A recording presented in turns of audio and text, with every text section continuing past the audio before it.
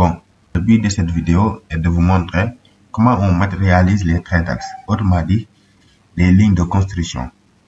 Mais également, comment on importe ces lignes de construction de AutoCAD vers le logiciel robot DDC pour le prédimensionnement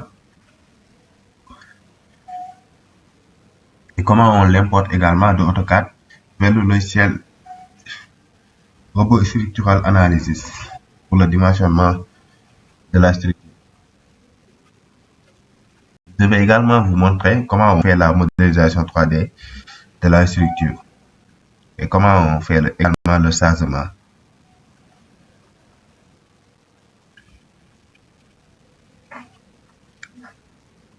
Là, vous voyez le plan rez-de-chaussée. Là, vous voyez le plan étage. Là, vous voyez le plan d'implantation des longues grilles. Là, vous voyez le plan de coffrage. Là, vous voyez la coupe bébé. Là, c'est le plan terrasse. Là, c'est le plan d'implantation des semelles. Là, c'est la coupe vue en plan de la semelle avec la disposition des armatures SA12, SA6, 9 SA14. 9 SA14, ça a 19 barres de diamètre 14. Voilà.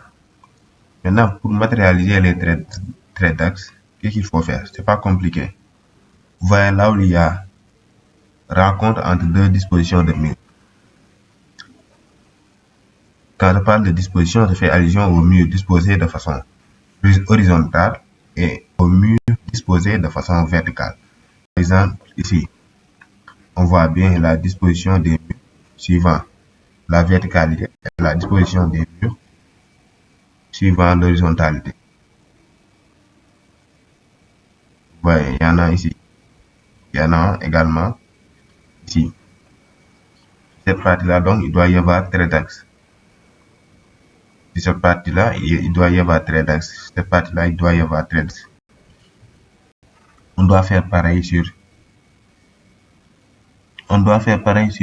toutes les parties où on voit, en tout cas, disposition de mur de façon verticale et disposition de mur de façon horizontale.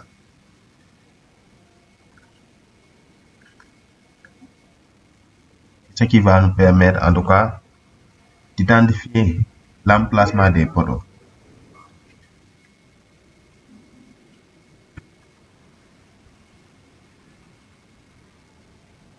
Et pour matérialiser les axes, je l'ai déjà fait, je vous montre seulement comment on le fait, c'est pas compliqué. Vous partez dans Annoter, vous utilisez trait d'axe.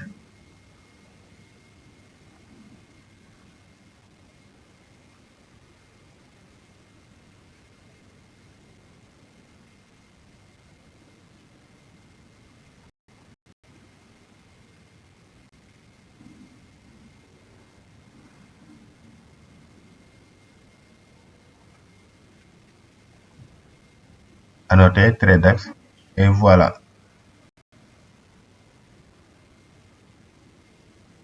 C'est pas bon. Annoter, trait d'axe. Voilà. Trait d'axe. Voilà. Et donc, là, vous voyez le croisement là, c'est-à-dire la perpendicularité. Donc, ici, il doit y avoir un poteau. Maintenant, vous allez faire pareil sur tous les endroits où vous voyez disposition, deux types de disposition. La disposition de cette mur suivant la verticalité et la disposition de cette mur également suivant l'horizontalité. Vous matérialisez votre trait d'axe. Vous faites là sur toutes les parties où vous voyez ces deux types de dispositions. Maintenant, si vous terminez, qu'est-ce que vous faites? Vous copiez vos différents traits d'axe, vous le mettez à côté. Et vous faites pareil sur le plan étage. Vous matérialisez les différents traits d'axe sur le plan étage. Maintenant, vous copiez les différents traits d'axe que vous avez à faire et vous le mettez à côté. Donc, vous avez vos lignes de construction. C'est-à-dire, vous vous avez les lignes de construction au niveau du plan étage, vous l'avez également au niveau du plan rez-de-chaussée. Maintenant, qu'est-ce que vous faites? Vous superposez, c'est-à-dire vous faites la superposition des axes qui sont au niveau du rez-de-chaussée et des axes qui sont au niveau de l'étage. Vous faites la superposition de ces deux axes. Parce que le plan étage est au-dessus du plan rez-de-chaussée, c'est normal. Donc vous faites la superposition. Mais avant de faire cette superposition, vous différenciez les axes que vous voyez au niveau du rez-de-chaussée et les axes que vous voyez au niveau de l'étage à travers des couleurs, mais également à travers la programmation des calques. Qu'est-ce que vous faites?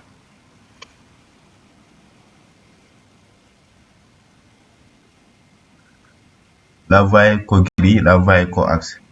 Vous utilisez coaxe et vous identifiez les axes du rez-de-chaussée. Par exemple, la couleur rouge.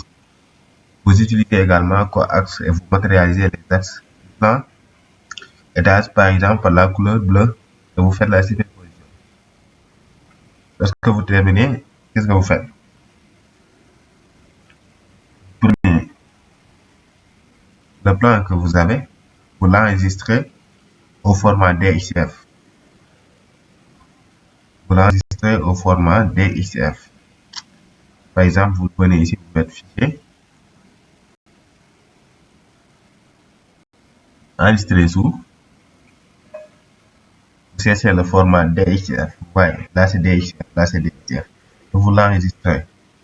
Là, vous avez déjà fait un modèle pareil, donc je ne suis pas obligé de reprendre tout en question. Je montre juste les procédures. Vous l'enregistrez au format DXF, mais c'est déjà fait. Après, qu'est-ce que vous faites? Vous venez ici, au niveau de votre logiciel, par exemple. Le logiciel là, c'est le logiciel robot. Construction d'un bâtiment. Là, c'est le... Non. Là, c'est le logiciel robot.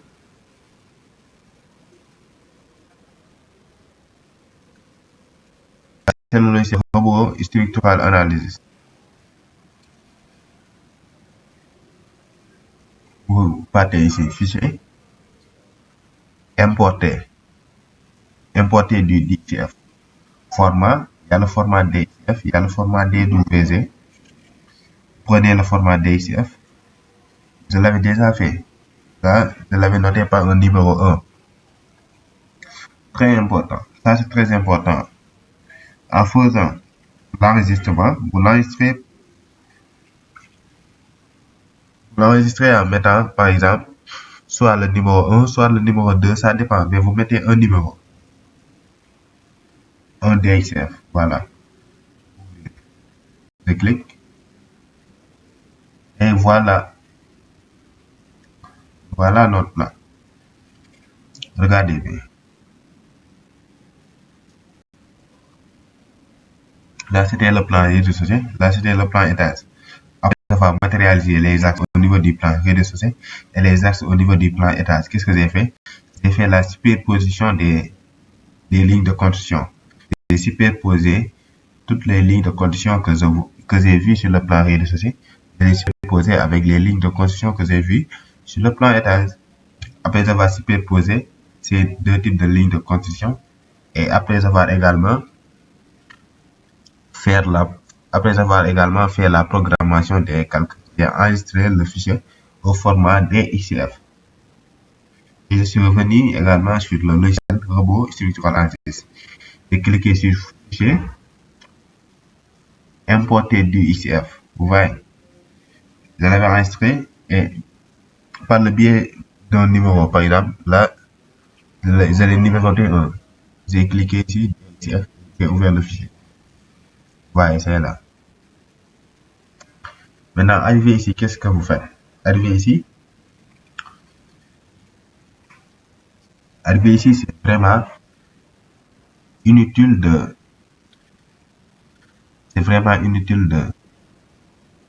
matérialiser les poteaux par l'intermédiaire des points. Par exemple, voir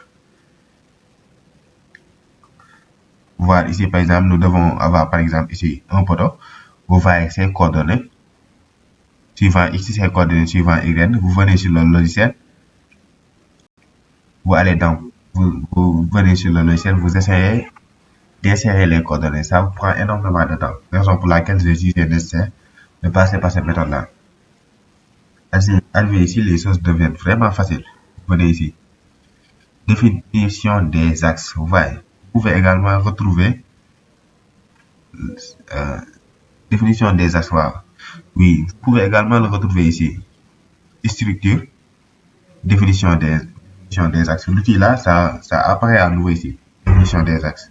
Pour quelqu'un qui maîtrise bien le logiciel, il va savoir que c'est possible de retrouver l'outil définition des axes ici sur la barre de structure. Vous voyez définition des axes. Qu'est-ce que vous faites pour définir les axes? Pour définir les axes, c'est pas compliqué.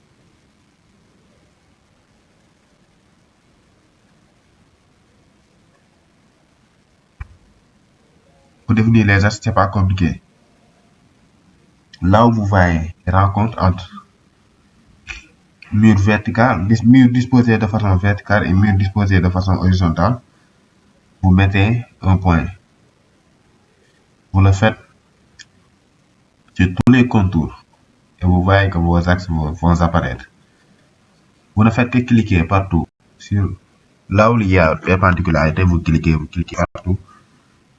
De cette façon, vous verrez que vos axes vont apparaître.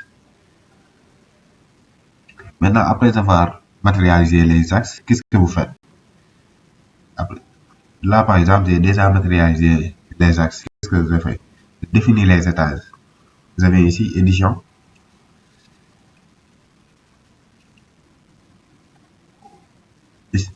Édition. Structure. Structure, étage. Vous voyez, définir étage.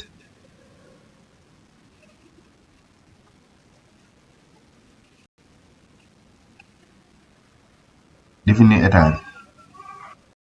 Maintenant, qu'est-ce qu'on fait? On programme. Vous voyez, là, le logiciel, qu'est-ce que j'ai fait?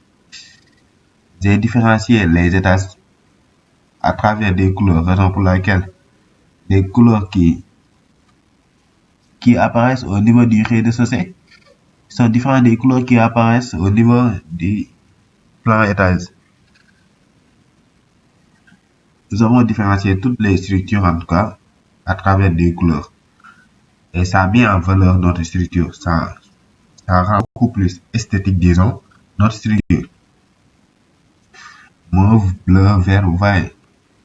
Nous avons différencié toutes les structures à travers des couleurs pour le rendre en tout cas symbolique mais aussi esthétique.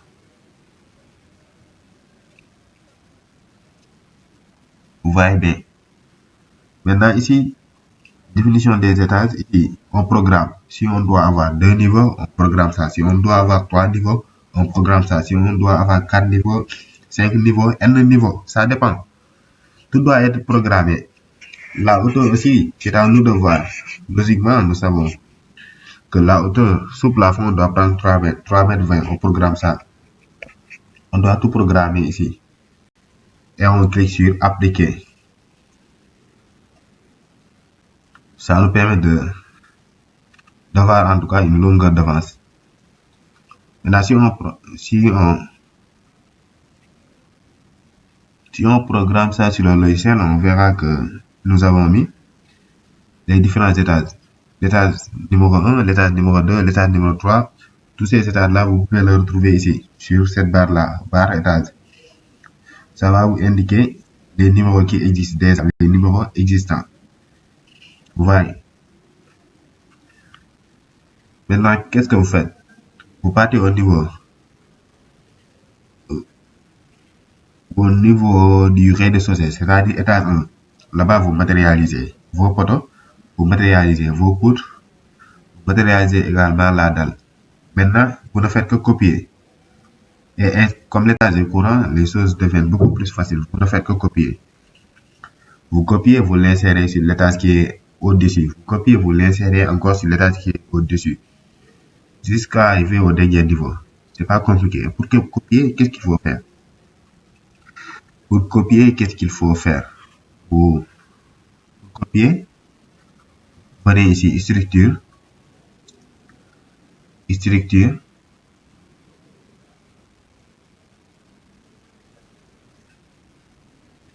excusez-moi, vous venez édition, sélectionner. Il y a sélectionner tout, il y a sélection spéciale. Ouais. Déjà, le mot spécial devrait vous guider. Sélection spéciale. Ça veut dire que je dois sélectionner ce dont j'ai besoin. Si, par exemple, c'est les dates. Si je clique sur sélection spéciale, si je dois sélectionner uniquement les dates par étage, vous voyez, le logiciel m'indique quel étage je veux sélectionner. Vous voyez, maintenant je clique sur l'étage que je veux sélectionner et toutes les structures qui sont sur cet étage-là seront sélectionnées. Maintenant, je copie ça et je l'insère sur l'étage qui est au-dessus. C'est pas compliqué. Et c'est valable également pour les différentes structures, c'est-à-dire pour les poteaux, les poutres, les dalles. Si je veux sélectionner uniquement les poteaux qui sont au niveau du rez-de-chaussée, je pourrais le faire sur le logiciel et je sélectionne ça, je le copie et je le colle sur la partie supérieure, c'est-à-dire l'étage qui est au-dessus. C'est bien possible, c'est pas compliqué. C'est mieux que de reproduire, en tout cas, reproduire le dessin. Ça va vous prendre énormément de temps.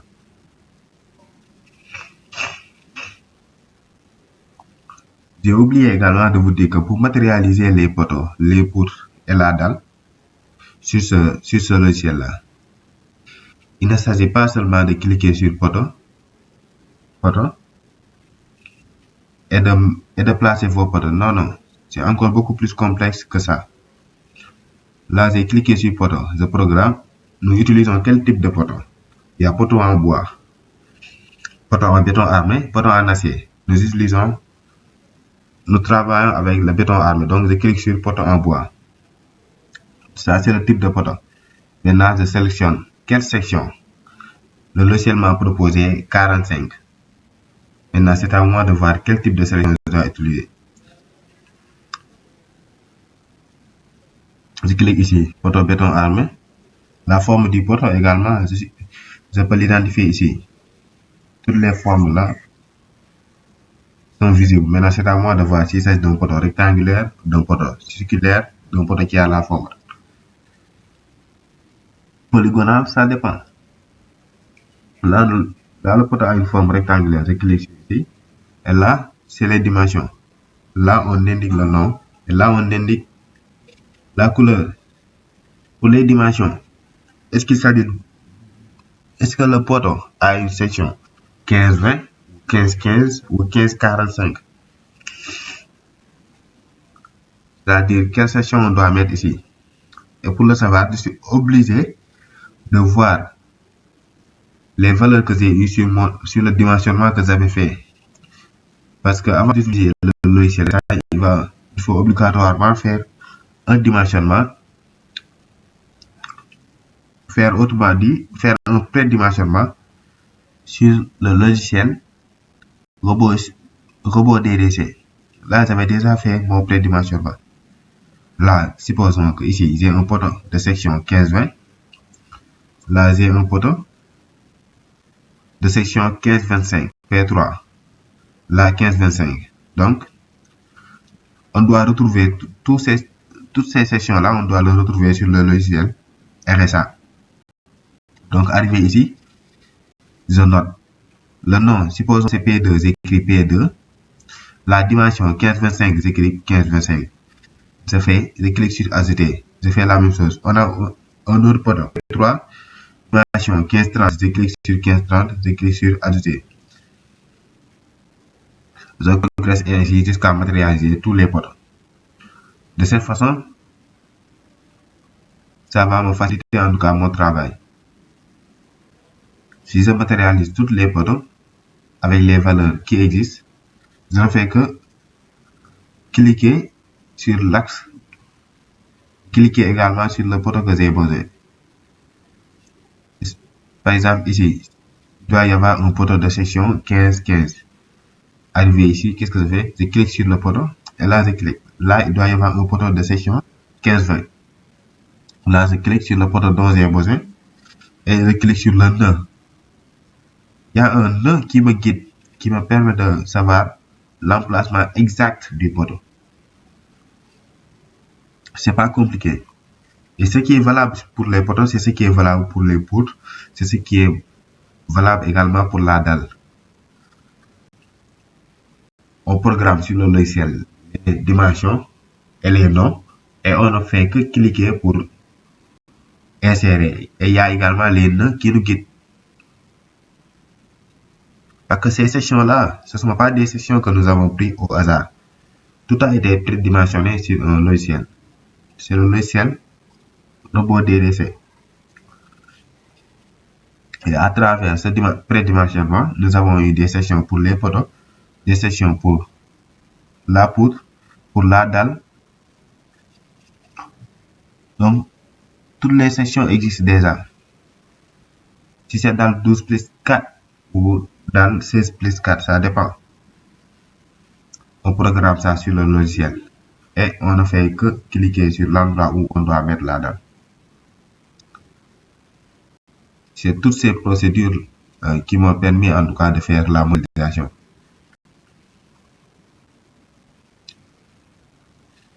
Maintenant, pour dimensionner, qu'est-ce qu'il faut faire? Dimensionner, c'est pas compliqué, mais pour dimensionner, il faut obligatoirement déterminer le poteau le plus âgé, c'est-à-dire le poteau qui a plus de changement. Et pour déterminer le poteau qui a le plus de changement, qu'est-ce qu'il faut faire? Il faut cliquer sur. Et n'oublions pas que là, nous avons déjà mis les changements. Charge permanent, charge d'exploitation. Voyez, AELU est à limite ultime. AELS est à limite de service. Là, c'est les combinaisons. Là, c'est le cas simple. Nous avons mis déjà les changements. Donc, nous pouvons savoir la valeur des réactions et déterminer le poteau qui a plus de changements. Autrement dit, le poteau le plus âgé. Donc, on clique sur résultat.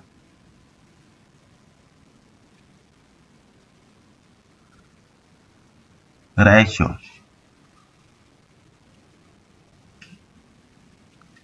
Vous voyez, il a déjà, vous voyez le numéro des nœuds, la valeur de fx, la valeur de fy, la valeur de fz, la valeur du moment mx, la valeur du moment my, la valeur du moment mz. Vous voyez toutes les valeurs. C'est pourquoi si vous n'avez pas des compétences en physique, des compétences en mathématiques, vous ne pouvez pas manipuler ce logiciel. Quelqu'un qui ne connaît pas c'est quoi une force déjà, il ne pourra pas manipuler ce logiciel. C'est quoi un nœud? C'est quoi l'effort normal? C'est quoi l'effort tranchant? Donc il faut des bases en mathématiques et en sciences physiques pour pouvoir utiliser ce logiciel à votre guise. C'est obligatoire. Il faut avoir des notions scientifiques. Maintenant, là, vous voyez la valeur, les valeurs du moins.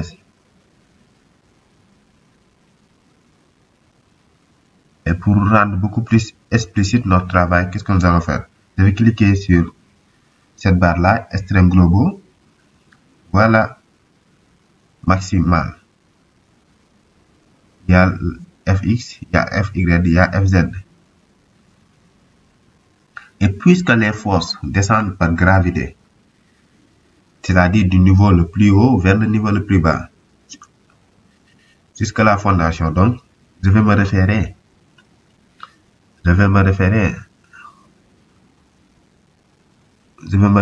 à la valeur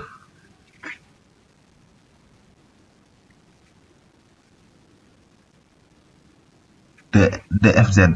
Je vais me référer aux valeurs de fz.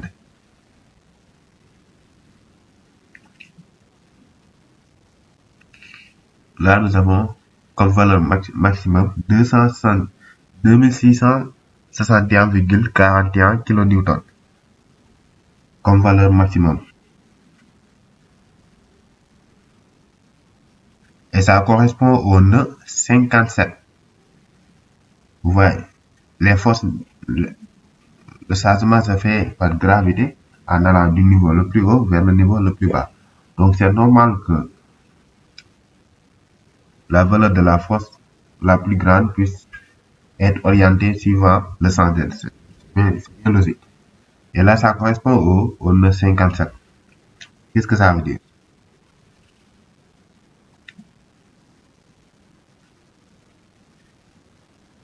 Ça veut dire que le poteau qui est placé au niveau du nœud 57 est le poteau le plus chargé. Le poteau placé au niveau du nœud 57 est le poteau le plus chargé. Donc nous allons identifier ça. Si ça n'apparaît pas en rouge, nous allons identifier ça. Nœud 57, nous allons identifier ça. Supposons que c'est là. Là, je pense on a mis 63. Supposons que c'est ici. Là, on a mis 47 à la place de 57. Supposons que c'est ce nœud-là. Qu'est-ce que vous faites?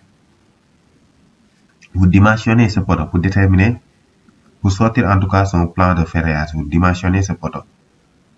Après avoir dimensionné ce poteau, qu'est-ce que vous faites? Vous dimensionnez les éléments qui sont supportés par ce poteau. Donc, vous dimensionnez cette poutre-là pour déterminer son plan, pour sortir en tout cas son plan de ferraillage. Vous dimensionnez en plus la dalle là. À la suite du dimensionnement, vous uniformisez. Puisque le poteau le plus chargé a une valeur.